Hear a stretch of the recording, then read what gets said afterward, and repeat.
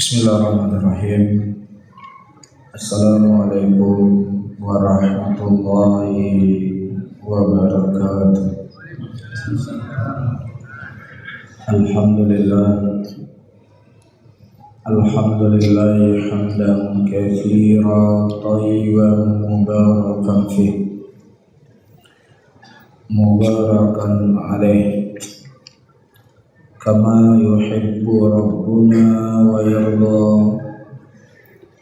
Wa usalli wa usallim ala nabiyyina karim Muhammadin wa ala alihi wa ashabihi wa man tabi'ahum bi ihsanin ila yaumiddin. Saudara-saudaraku kaum muslimin dan kaum muslimat rahimani wa rahimakumullah, sebagaimana yang telah kita nukilkan pada pertemuan yang lalu, ditemukan jenazah seorang nabi yang nabi tersebut bernama Nabi Daniel, dan keyakinan sebagian masyarakat pada waktu itu, mereka bertawasul memohon hujan melalui jasad Nabi Daniel ini. Kemudian ketika muslimin berhasil merebut negeri itu, dan Abu Musa al-Asy'ari mengirim surat ke Umar bin Khattab radhiyallahu ta'ala anhu menceritakan tentang jasad Nabi yang ditemukan.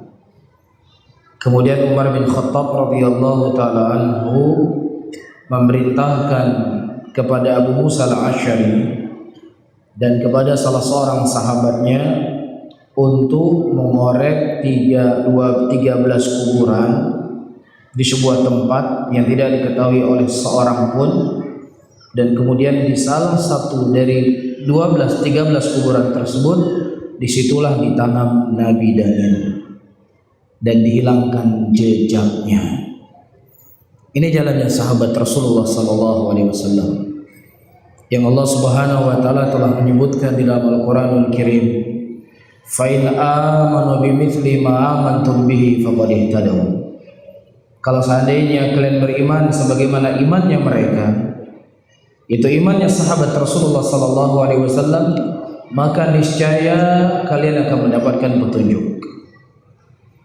Dan Allah Subhanahu wa taala bahkan mengancam siapa saja di antara kita yang menyelisih dari jalannya sahabat, itu diancam dengan kesesatan.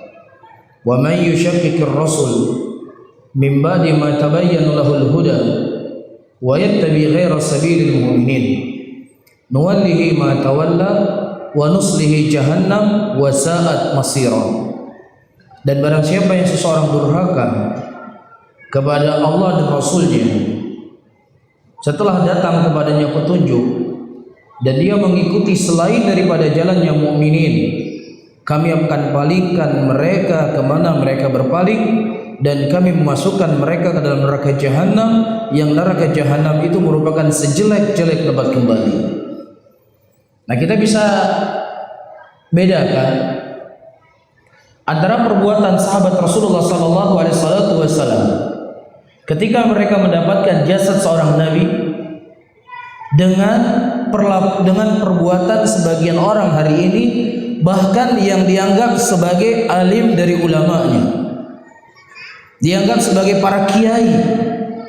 Sesuatu yang tidak ada itu diciptakan seakan-akan ada. Ya, apalagi sesuatu yang ada. Bisa bayangkan bagaimana kalau seandainya ditemukan jasad seorang nabi di Aceh. Jasadnya sudah ribuan tahun, tidak membusuk, dan tertulis di situ nama nabi. Kira-kira apa yang akan dibuat oleh masyarakat?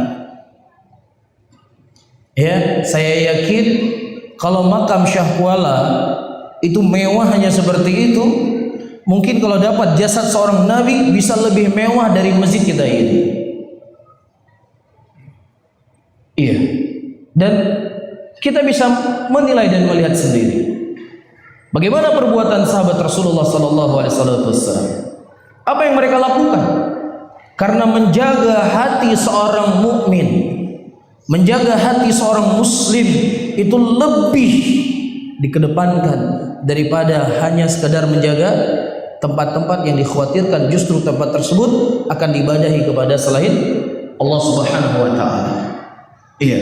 Dan disebutkan di sini hadzal fi'lu min fiqhis sahabati ridwanullah alaihim wa ilmuhum 'azim bi masalihin nas wa ilmuhum bi haditsin nabi sallallahu alaihi wasallam wa muraduhu wa maqasiduhu fahum ahrasun nas fi hadhihi al-ummah ba'da nabiyha على نفع الناس ودفع الضرر عنهم بل لو كان في إظهار القبور خير وفضل لما زهد في الصحابة رضوان الله عليهم فهم أسبق الناس لكل خير.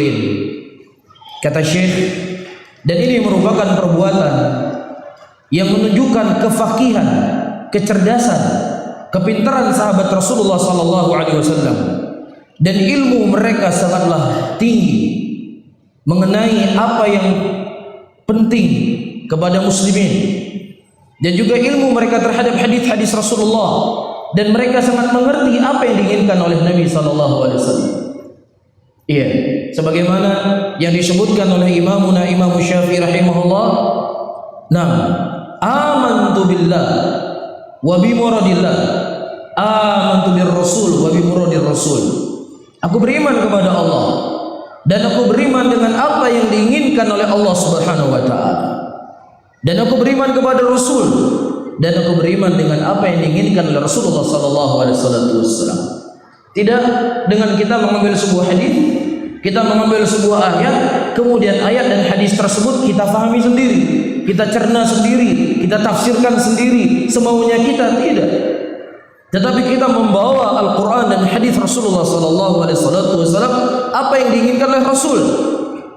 Dan orang yang paling mengerti, yang paling faham tentang ayat Al-Quran dan hadis Rasulullah sallallahu alaihi wasallam yang diinginkan oleh Allah dan Rasulnya adalah siapa? Sahabat Rasulullah. Karena mereka langsung mendengar dari Nabi Muhammad sallallahu alaihi wasallam. Jelas ya? Dan tidak menutup kemungkinan ayyuhal ikhwah rahimani wa rahimakumullah, ada di antara sebagian para sahabat Rasulullah yang berbeda pandangan dari hadis-hadis yang mereka dapatkan dari Nabi Muhammad SAW, dan ini tidaklah mengurangi kepintaran dan kecerdasan mereka. Ya, misalnya pada waktu itu Rasulullah SAW memerintahkan kepada para sahabat untuk sholat ya di sebuah tempat di Bani Quraidah. Salat asarlah kalian di Bani Quraidah. Iya. Kemudian ada sebagian sahabat Rasulullah sallallahu alaihi wasallam, mereka memahami hadis Rasul ini secara zahirnya. Pokoknya kita harus salat asar di Bani Quraidah. Apakah waktunya masuk ataukah waktunya belum masuk? Salat asar di sana. Ini pendapat sebagian sahabat. Dan sebagian sahabat yang lainnya mereka berpendapat maksud dari ucapan Nabi sallallahu alaihi wasallam kita harus segera berjalan ke sana. Pas masuk waktu asar kita sudah tiba di sana. Tapi kalau seandainya belum masuk waktu asar dan kita belum sampai ke sana dan waktu sholat itu ditakutkan akan habis, ya maka kita sholat di mana masuknya waktu. Inna sholata kana lil mu'minina kitaban mawquta. Sesungguhnya sholat bagi kaum mukminin telah dicatat oleh Allah. Nah, perbedaan-perbedaan yang seperti ini adalah perbedaan yang wajar. Beda pandangan dari apa yang mereka dengar dari Nabi Muhammad SAW, dan ini tidaklah mengurangi kemuliaan mereka. Ya, dan kita tinggal memilih mana di antara dua pendapat sahabat tersebut yang paling diinginkan oleh Nabi SAW. Iya. Kemudian dan mereka adalah manusia yang paling bersemangat kepada umat ini setelah Nabi Muhammad SAW untuk memberikan manfaat kepada mereka dan menghilangkan mudarat dari mereka. Kalau seandainya menampakkan kuburan dan menjaga kuburan itu adalah kebaikan, dan sebuah kemuliaan, maka para sahabat Rasulullah sallallahu alaihi wasallam pasti mereka akan mencari di mana kuburan Nabi Nuh. Mereka akan mencari di mana kuburan Nabi Ibrahim. Mereka akan mencari di mana kuburan Nabi Saleh. Mereka akan mencari di mana kuburan Nabi Musa. Bersama dengan para sahabat Rasulullah sallallahu alaihi wasallam tersebar di seluruh negeri-negeri Arab pada waktu itu. Dan mereka datang juga ke negeri-negeri Ajam. Datang mereka. Dan bersama dengan itu tidak pernah ternukilkan kepada kita dari mereka mencari-cari kuburan. Bahkan justru yang kita dapatkan dari Umar bin Khattab, dari Abu Musa al-Asy'ari, ketika mereka mendapatkan kuburan, dihilangkan jejak kuburannya. Iya, jadi orang-orang hari ini kalau mau datang ke Aceh, kuburan paling keramat di Aceh, antarkan saya ke sana. Iya, atau kita pergi ke mana, ke Surabaya kah, atau ke manakah, mana kuburan yang paling keramat di sini? Iya, ini bukan dakwahnya sahabat Rasulullah sallallahu alaihi wasallam. Ini bukan dari perbuatan sahabat Rasul sallallahu alaihi wasallam, karena dikhawatirkan hati manusia itu akan condong ke mana? Ke kuburan. Iya, makanya Rasulullah sallallahu alaihi wasallam beliau berdoa kepada Allah. Allahumma la ta'jal qabri wathanan yu'bad. Ya Allah, jangan pernah Engkau jadikan kuburku sebagai sesuatu yang disembah selain Allah Subhanahu wa taala. Dan Allah Subhanahu wa taala telah mengabulkan doa Nabi kita Muhammad sallallahu alaihi wasallam. Kuburan beliau terjaga sampai hari ini. Tidak disembah selain Allah Subhanahu wa taala. Ini doanya Rasul. Kenapa Rasul berdoa dengan doa seperti ini? Karena rasa kekhawatiran beliau akan ada dari umat ini yang mereka akan mengkeramatkan kuburan dan mereka akan condong hatinya kepada kuburan dan mereka meninggalkan berdoa kepada Allah Subhanahu wa taala. Ini menunjukkan hirsnya Rasulullah untuk menjaga tauhid, menjaga hati kita untuk terpaut kepada Allah Subhanahu wa taala. Dan disebutkan di sini oleh Syekhul Islam rahimahullah, amthilatun lil qubur allati ahdathaha an-nas wa za'amu annaha min kubur al-anbiya aw as-sahabah wa nahwihim. Dan beliau akan menyebutkan contoh-contoh kuburan yang dibuat oleh manusia yang mereka menyangka bahwasannya itu kuburannya para nabi, kuburannya para sahabat dan semisalnya. Jelas ya? Baik, di antaranya disebutkan di sini hunaka kuburun katsirah mudhafah ila ba'dil anbiya. Kata Syekhul Islam, di sana ada kuburan-kuburan yang sangat banyak yang katanya adalah kuburan-kuburannya para nabi. Yazuruhan nas wa yu'azzimunaha, dan manusia mendatangi kuburan-kuburan tersebut dan mereka mengagungkannya dan mereka menisbatkan itu kepada kuburannya para nabi, la dalila 'alaiha, yang itu tidak ada dalil sama sekali. Tidak ada bukti yang bisa dibuktikan kalau seandainya itu adalah kuburannya para nabi. Nah, ketika sesuatu yang tidak ada bukti saja, begitu semangat mereka mendatangi kuburan tersebut. Nah, bayangkan kalau seandainya ini betul kuburannya para nabi, apa yang terjadi kira-kira? Iya, ini terjadi disebutkan oleh Syekhul Islam di tahun 600-an Hijriah. Bagaimana lagi dengan kondisi dan keadaan hari ini? Yang mana Rasulullah sallallahu alaihi wasallam mengkhabarkan, la yati zamanun illa ba'du syarrun minhu. Tidak datang sebuah zaman kecuali zaman setelahnya lebih jelek daripada zaman sebelumnya. 600 Hijriah. Iya, ini sudah 1400 Hijriah. Berarti sekitar 800 tahun yang lalu. Masih banyak orang-orang yang tertipu dengan kuburan-kuburan yang dusta itu. Bayangkan dengan zaman sekarang. Seperti yang sering saya sampaikan, tai kerbau bisa jadi bahan rebutan. Iya, air bekas cuci kaki. Wanita nggak pakai jilbab, nggak jelas. Ya kalaupun agamanya agama Islam, ya agama KTP. Air kakinya itu diminum juga. Air kakinya diminum. Lah gimana kalau seandainya kuburannya para nabi ada di zaman sekarang? Bisa kita bayangkan apa yang terjadi kepada umat Islam? Iya. Kemudian ayyuhal ikhwah rahimani wa rahimakumullah, bal ba'duha kadzban qat'an. Bahkan sebagian kuburan tersebut adalah dusta. Wa qala ta'ifatun minal ulama minhum Abdul Aziz Al-Kinani.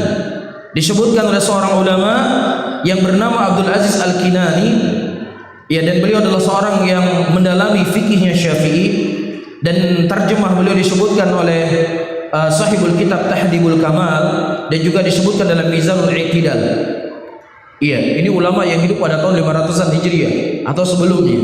Kata beliau, kullu hadhil qubur mudhafah ila al-anbiya la yasi syai'un minha illa kubrun Nabi sallallahu alaihi wasallam. Pegang kuat-kuat.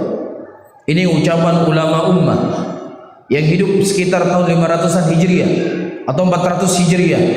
Beliau mengatakan, kullu hadhil qubur, semua kuburan-kuburan yang hari ini dikatakan sebagai kuburan-kuburan para nabi tersebut, semuanya itu adalah bohong. Semuanya itu tidak bisa dibuktikan dengan dalil, dengan bukti sejarah, kecuali hanya kuburan Nabi kita Muhammad sallallahu alaihi wasallam.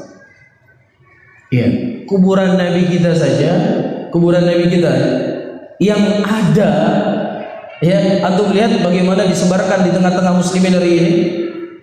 Dibuat sebuah gambar kuburan yang dipakai yang sangat tinggi, dipakai lampu yang dipakai kain warna hijau, kemudian bertuliskan tulisan bahasa Arab di situ, disebutkan ini kuburan Nabi Muhammad SAW.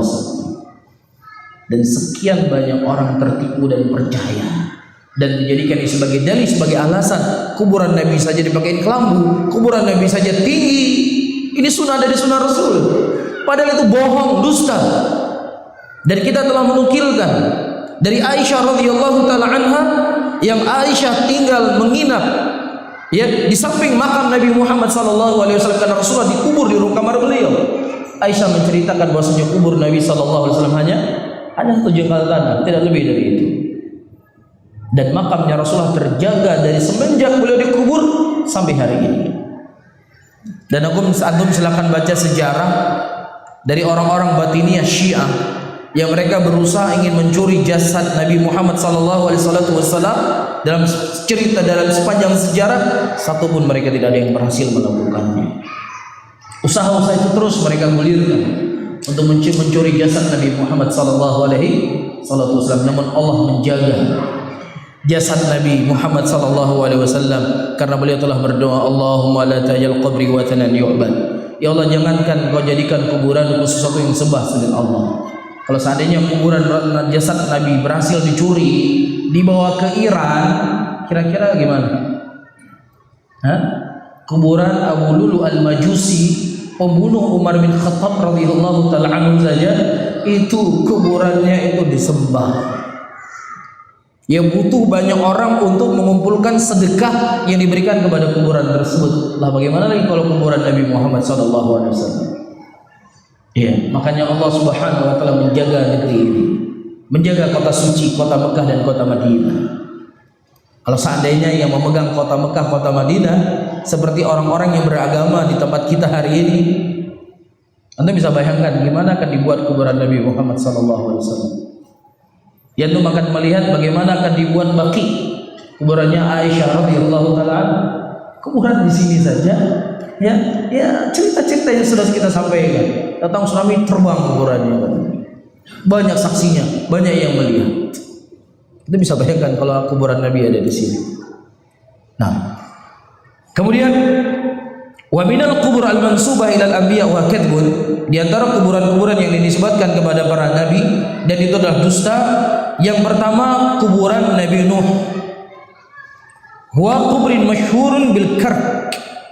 Ada sebuah kuburan yang masyhur yang katanya adalah kuburan Nabi Nuh di sebuah tempat yang namanya Kark. Ya, wa kana qad dhahara fi athna'il mi'ah sabi'ah. Dan kuburan itu mulai muncul pada tahun 107 Hijriah. Jadi para sahabat nggak ada yang tahu kuburan tersebut, baru muncul pada tahun 100 Hijriah.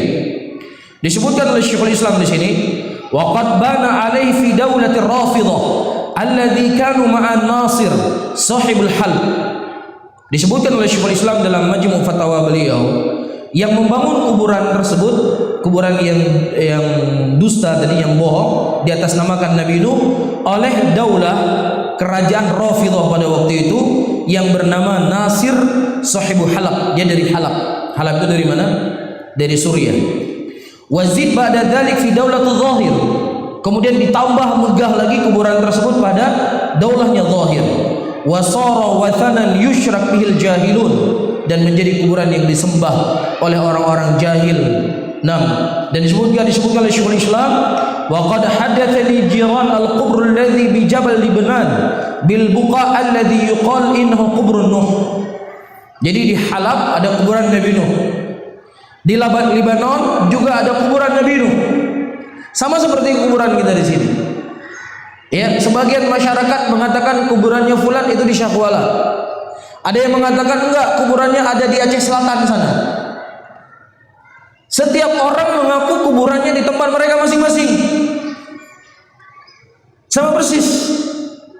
Orang-orang Rafidhah dari Halab, mereka mengatakan ini kuburan Nabi Nuh, padahal mereka yang bangun sendiri.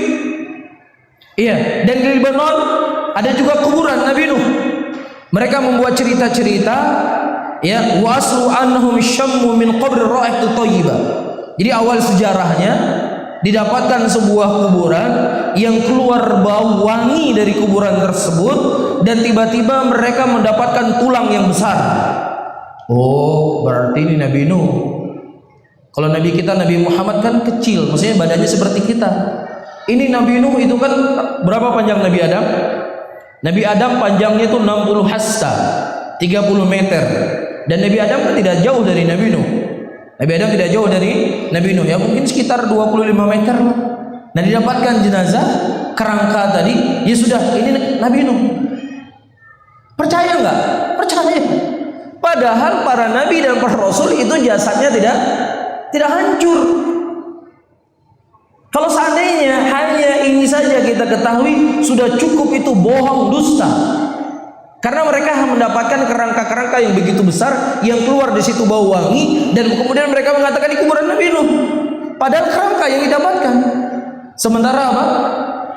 Kuburan Nabi, jasadnya para nabi itu tidak hancur. Iya, seperti orang-orang hari ini begitu cepat latah, begitu cepat percaya itu Arab Saudi itu tempat Dajjal.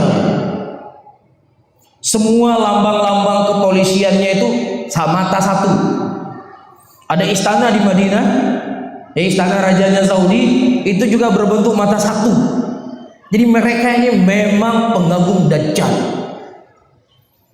Dipercaya nggak oleh orang? Percaya. Padahal Dajjal itu matanya bukan satu, Mas. Dajjal itu matanya dua. Kata Rasulullah SAW, bainal ainain, di antara kedua mata Dajjal itu ada tulisan kafara. Di antara dua mata, kata Rasul, bukan satu mata Dajjal, tetapi matanya satu apa? Picit seperti ikannya, seperti mata ikan mas koki. Dua matanya, bukan satu. Jadi sudah nuduh orang macam-macam, nuduh orang pengagum Dajjal, nuduh orang adalah mendewakan Dajjal, kemudian salah lagi. Tetapi yang anehnya dipercaya, diikuti, diyakini oleh sekian banyak muslimin. Jadi kalau ada berita hoax, ya, dalam permasalahan perkara dunia itu sudah cukup mengkhawatirkan, sudah cukup bahaya, maka berita hoax tentang kuburan ini jauh lebih berbahaya. Karena apa? Karena keyakinan orang itu akan merusak akidahnya. Iya, saya mendengar beri cerita, kalau seandainya apa yang saya sebutkan ini salah, tolong diluruskan. Tolong diluruskan, ya. Jadi kuburan 7 itu katanya adalah para wali. Para wali yang mereka itu memiliki kekebalan katanya. Kalau saya salah tolong diluruskan. Jadi waktu itu tak kenapa kekebalannya hilang, akhirnya Belanda tahu keberadaan mereka, akhirnya ditembak dan meninggal di situ. Ini yang pernah saya dengar, wallahu alam benar ataukah salah. Wallahu alam. Kalau seandainya benar, saya katakan apa? Kalau seandainya benar, kita sebagai seorang muslim dan sebagai seorang muslimah, kita sudah punya timbangan. Apa timbangan kita? Timbangan kita adalah Rasulullah SAW dan para sahabatnya. Rasulullah SAW tidak kebal. Buktinya beliau tidak kebal ketika beliau pada perang Uhud berdarah kepala beliau dan patah gigi seri beliau. Ya dikarenakan penutup kepala beliau itu lengket dengan wajah beliau. Dan sampai-sampai beliau memakai baju 2 lapis. Dan justru yang kebal-kebal ini, saudara-saudara kaum muslimin, itu justru kita dapatkan dari orang yang apa? Yang bermain dengan dukun, bermain dengan tukang sihir dan yang semisalnya. Ya, karena memang syaitan itu bisa memberikan kelebihan kepada manusia dengan syarat manusia tersebut harus berkhidmat kepadanya. Saya pernah cerita mungkin di masjid ini, waktu itu ada seorang dukun, tukang sihir di negeri Yaman, dia bertobat. Kemudian dia mendatangi guru kami Syekh Muhammad Al-Imam. Dia ingin bertobat kepada Allah dan Syekh mengajukan kepadanya beberapa soal. Di antara soal yang diajukan oleh Syekh, bagaimana perjalanan engkau hingga menjadi seorang dukun, tukang sihir. Dia menceritakan melalui fase-fase dan saya mendengar sendiri. Sampai fase yang terakhir, sambil menangis dia cerita, saya harus menulis Al-Quran kalamullah dengan darah haid wanita.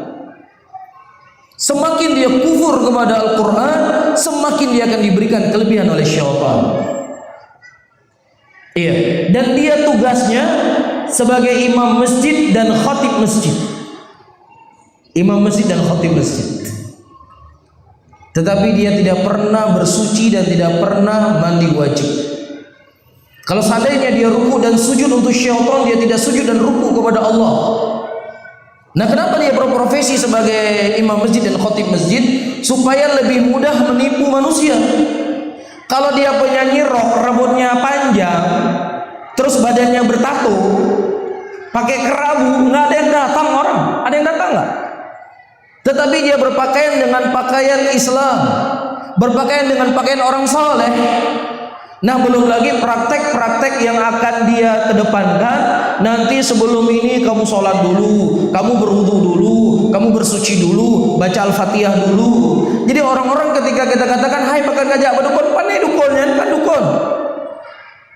Gak tahu orangnya, you baca Quran, you semayang, you baca, you berzikir, you berselawat, justru saya berwudu. Karena untuk menipu manusia.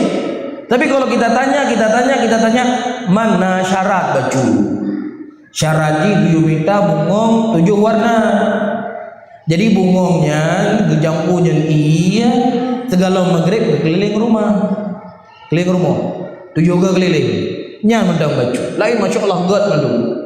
Inilah satunya ini. Inilah praktek perdukunan, praktek sihir. Yang hakikatnya dia menaburkan air tersebut kepada iblis, kepada syaitan, agar syaitan bisa memberikan apa yang dia inginkan. Dan demikianlah kondisi dan keadaan muslimin hari ini dijepit kiri dan kanan. Kalau seandainya kita tidak menuntut ilmu, kita tidak belajar agama, tidak belajar akidah, saudara-saudara kaum muslimin, kita akan terseret, kita akan tersungkur kepada perbuatan-perbuatan yang mengerikan ini. Dan kalau seandainya apa yang saya katakan tadi tidak benar, seandainya yang saya katakan tadi tidak benar, itu memang betul adalah orang soleh, kalaupun memang demikian, orang soleh itu kita mendoakan kebaikan untuk dia, bukan justru kita meminta mengharapkan kebaikan darinya supaya dia bisa memberikan keselamatan kepada kita dan juga bisa menghilangkan mudarat dari kita. Kalau seandainya betul mereka adalah orang saleh, para sahabat Rasulullah ketika mereka hendak berperang, berjihad, nggak ada mereka datang ke kuburan Nabi Muhammad SAW kemudian mereka mensedekahkan uang, kan begitu? Nggak ada mereka lakukan, tapi mereka meminta kepada Allah. Bahkan ketika terjadi musim kemarau, di zaman Umar bin Khattab radhiyallahu taala anhu warda. Kata Umar bin Khattab, dulu ketika Rasulullah sallallahu alaihi wasallam masih hidup, kita mendatangi Nabi Muhammad sallallahu alaihi wasallam. Kita meminta kepada beliau agar beliau memohon kepada Allah agar Allah menurunkan hujan kepada kita. Hari ini Rasulullah sudah meninggal dan Rasul itu ada di hadapan mereka. Kuburan Nabi ada di depan mereka. Tapi kata Umar, "Kum ya Abbas, bangunlah engkau Abbas, mintalah dan mohonlah kepada Allah agar Allah menurunkan hujan kepada kita." Gak ada Umar berkata, "Wahai Abbas, menjawab kubur Nabi dia, nepegah apa Nabi, yulake dia aku nanya terus juga." Gak ada.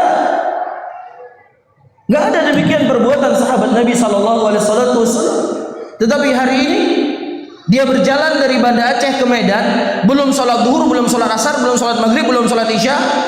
Di dalam mobil mungkin dia mendengar musik, mendengar hal yang diharamkan oleh Allah, nggak ada rasa khawatir. Tapi kalau sudah sampai ke kuburan, nggak kasih uang, walaupun cuma 5.000 rupiah, nggak tenang dia dalam perjalanannya. Nah, nasallallahu salamata wa afiyah. Sholat belum. Ini dari Banda Aceh ke Medan, sampai situ jam misalnya jam duhur, jam 1 siang. Berarti sudah melewati sholat maghrib, melewati sholat isya, melewati sholat subuh, belum sholat. Nggak ada rasa takut, nggak ada rasa khawatir. Tetapi ketika sudah lewat kuburan tidak memberikan uang, nah inilah yang ingin kita berusaha bersihkan. Ini yang ingin kita basmi. Apa salahnya kita? Apakah pernah mereka pada kuburannya kalau kuburan kamu mendak? Nggak ada. Kita mengajak muslimin, wahai muslimin, berdoalah sama Allah, mintalah sama Allah, mohonlah sama Allah hajat-hajat kalian. Jangan kalian mendatangi kuburan, karena kuburan itu mereka adalah orang yang sudah meninggal, mereka butuh doa dari kita. Ini kita serukan muslimin hari ini, tidak lebih dari itu. Tetapi ya, dituduh sebagai Wahabi, dituduh sebagai Zionis Yahudi, dituduh sebagai tidak benci dengan orang saleh. Padahal kita mengajak manusia beribadah kepada Allah, takut sama Allah ketika Anda bermaksiat, takut kepada Allah ketika Anda tidak melakukan apa yang diperintahkan oleh Allah. Ini yang bisa memberikan mudarat kepada kita. Kan seperti itu. Ya, nasallallahu salamata wal afiyah. Shadaqan nabiyuna sallallahu alaihi wasallam, al-qabid ala dini kal-qabid ala al-jamrah. Kata Rasulullah, akan datang suatu zaman di mana orang-orang mereka berpegang teguh di atas agama ini seperti memegang ya bara api, kata Nabi, panas. Panas. Semoga Allah Subhanahu wa taala mengampuni dosa-dosa kita dan dosa-dosa saudara-saudara kita muslimin, dan semoga Allah memberikan taufik dan hidayahnya kepada kita dan juga kepada saudara-saudara kita muslimin. Dan tentunya kita bersemangat menyampaikan apa yang kita ketahui dari tauhid, dari sunnah ini, agar bagaimana bisa sampai kepada saudara-saudara kita muslimin sehingga mereka menjauhi apa yang bisa merusak akidah mereka dan keyakinan mereka dan menjadikan mereka orang-orang yang beribadah hanya kepada Allah Rabbul Alamin. Mungkin ini yang bisa saya sampaikan. Mudah-mudahan bisa bermanfaat kepada saya dan juga para hadirin dan hadirat semuanya. Mungkin ada sesuatu yang mau disampaikan atau ditanyakan, silakan. Silakan, Pak. Waalaikumsalam. Jadi ini sebenarnya bukan tidak. Waalaikumsalam.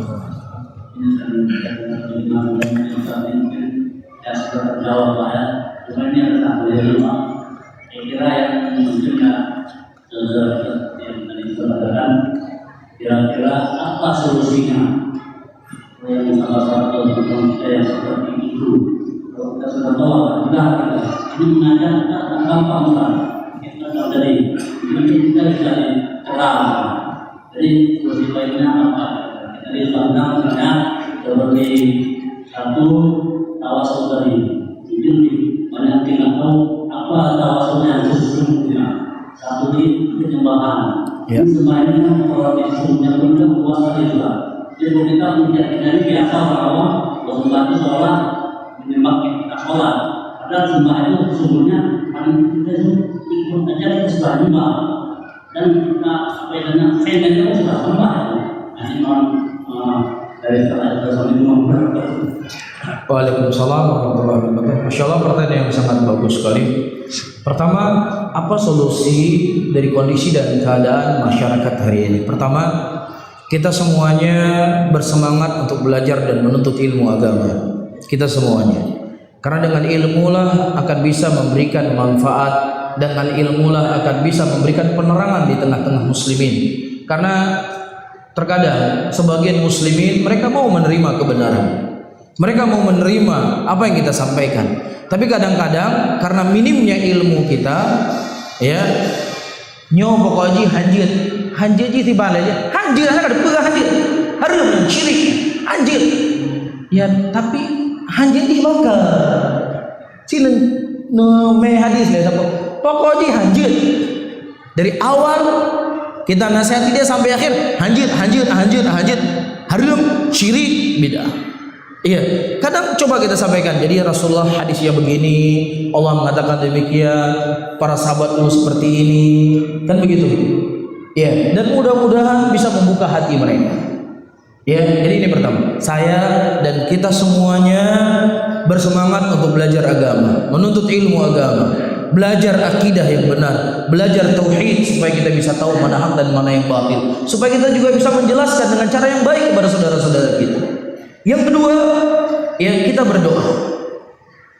Kita berdoa. Waktu itu datang Tufail bin Amr ad-Dawsi radhiyallahu taala anhu kepada Rasulullah. Dan dia mengkhabarkan, ya Rasulullah, sesungguhnya kaumku mereka adalah orang-orang yang kufur kepada Allah dan kufur kepadamu. Sudah sekian lama saya menasihati mereka, mengingatkan mereka, tapi tidak ada di antara mereka yang mengikuti dakwah kecuali hanya sedikit saja. Kemudian Rasulullah SAW mengangkat kedua tangannya dan beliau berkata, Allahumma hdi dausan, Allahumma hdi dausan, Allahumma hdi dausan. Ya Allah, berilah hidayahmu kepada suku Daus. Ya Allah, berilah hidayahmu kepada suku Daus. Sebelum Rasulullah mengucapkan doanya dan beliau mengangkat kedua tangan, Abu Hurairah dengan Tufail bin Amr saling berlirik-lirik, saling berlirikan, karena khawatir Rasulullah akan mendoakan kejelekan kepada mereka. Rasulullah akan mendoakan kehancuran dan kemusnahan kepada mereka, dan itu bukan tabiat Nabi kita Muhammad sallallahu alaihi wasallam. Tabiat Nabi kita selalu mendoakan kebaikan, sekafir apapun orang didoakan kebaikan Rasul. Nah ini saudara kita kan tidak kafir, saudara kita muslim. Jadi tentu harus lebih semangat lagi kita mendoakan kepada mereka kepada kebaikan. Jelas ya? Kemudian saudara-saudaraku muslimin dan muslimat, terkadang dakwah itu tidak hanya dengan lisan saja. Dakwah itu tidak hanya dengan kita menyampaikan ini tidak boleh, ini begini demikian dan demikian. Tetapi terkadang kita harus punya gerakan. Kita harus berdakwah dengan perbuatan. Tidak ada salahnya misalnya ada sebuah perkampungan A, kita datang ke sana bukan untuk dakwah. Kita datang ke sana misalnya untuk jual sembako. Ya, beras misalnya 1 kilo 12.000, kita jual 5.000 rupiah. Iya, gula yang misalnya harganya 10.000 kita jual 5.000. Ya kita buat misalnya kita donasi, kita kumpul uang bersama-sama, kita datang nih kampung A. Ini kampung A paling sulit masuk sunnah di sini. Kampung ini paling repot, paling sulit. Jangan kita berputus asa. Jangan punya bah mati kampungan, enggak gitu. Masuk kita ke sana. Ya mungkin cari dulu yang jenggotnya jangan terlalu tebal-tebal, nanti disangka apa? Saka Wahabi ya belum. Datang ke sana. Ya kita bawa sekian puluh karung beras, kita bawa 10 karung bawa gula dan lain sebagainya, kita buka sembako. Kalau bisa gratis lebih baik. Manusia kalau sudah kita ambil hatinya dan juga perutnya sudah terisi, insya Allah sangat mudah untuk kita berdakwah. Makanya dalam syariat Islam ada namanya apa? Zakat. Di antara zakat itu diberikan kepada mu'allafatul qulubihim, orang-orang yang memang ingin kita ambil hatinya. Boleh diberikan zakat kepada mereka. Nah ini hal yang belum pernah kita buat. Usaha kita belum maksimal. Ya, kita ajak beberapa dokter, ya kita buka apa? Sunat gratis. Kemudian kita bagi sarung, kita bagi koko. Insya Allah saya yakin dengan cara-cara seperti ini, ya datang bulan depan, Pak, pujut ayo udah buka di PA ini apa? Ya ada nomin yang kira-kira tepur yang main bola, yang ada yang ngajarin kami ada orang-orang yang menghafal Quran membuka TPA di sini. Jangan bahas-bahas bid'ah dulu di situ. Jangan bahas syirik-syirik dulu. Pelan-pelan masuk kita ke situ. Kan seperti itu. Setuju nggak kira-kira? Setuju? Setuju nggak? Harus setuju. Orang Nasrani, orang Kristen, itu dia tinggal di negara Eropa. Ya, dengan segala kemakmuran, dia siap tinggal di tengah hutan singkil sana untuk memurtadkan saudara-saudara kita. Siap ya, apapun dia berikan. Masa kita sebagai seorang Muslim tidak punya semangat untuk memberikan apa yang bisa kita berikan kepada saudara kita? Saya yakin dengan kesabaran kita pelan-pelan, insya Allah kampung yang kita targetkan itu nggak lama. Jelas ya? Nanti pas ada hari raya kurban, kita fokus ke kampung tersebut. Ya, jangan dibagi sama tetangga-tetangga sendiri, apalagi teman-teman pengajian sendiri. Salah ya. Kita kasih kepada saudara-saudara kita, basis-basis kampung-kampung yang memang sulit sekali, kita kasih daging kurban. Insya Allah hati mereka akan lunak. Ini usaha yang belum kita lakukan. Ada yang siap nggak kira-kira? Yang jadi ketua panitia? Kita gerak, nggak perlu rame-rame. Siap ya? Nggak perlu rame-rame, ada 10 orang, 20 orang. Nah, cuman uangnya rame-rame kita kumpulin.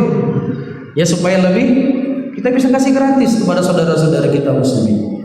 Saya rasa ini adalah cara yang paling luar biasa, dan Nabi kita Muhammad SAW, beliau dakwah bukan hanya juga dari sisi perbuatan, tapi juga dakwah dari sisi perbuatan. Dia fi'il, beliau ya lakukan. Iya, wallahu taala alam bissawab. Adapun masalah tawassul dan lain sebagainya, insya Allah mungkin akan kita buat bab tersendiri dalam pelajaran kita, dan sebenarnya sudah pernah juga kita singgung sedikit-sedikit tentang masalah tawasul ini. Tapi wallahu ta'ala alam shawab, karena memang sudah ada.